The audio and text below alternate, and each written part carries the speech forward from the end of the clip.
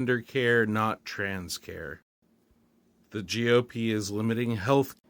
So, man, that video got a lot of hateful comments, didn't it? So, here's the context. I was in healthcare for over 20 years. And in doing so, I think I have a wee bit of experience. While I was not in pediatrics, I did care for children at times as part of my job. Plus, I have kids of my own. My kids had surgical procedures before they were 18 to correct other health issues. Not gender affirming care, but that's my point. Likewise, in my professional job, one of the things I did was to provide thyroid therapies to minors with parental consent. This involved giving a radioactive material that permanently altered these kids' physiology because their thyroid was doing things that were unhealthy to them. Those kids did range as young as 12 and 13.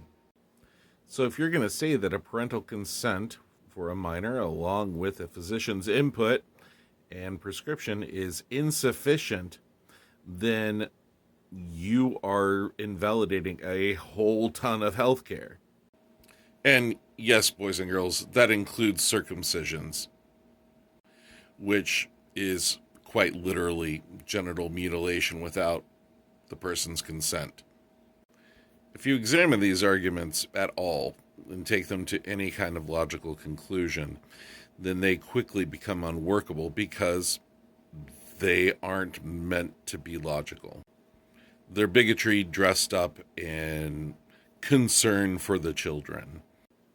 So even if you disagree with gender affirming care or trans people or whatever, A, don't do it, but B, you should be really concerned about the effect and precedent that these laws are going to have on healthcare for minors, and the degree to which the government can say what healthcare you can get.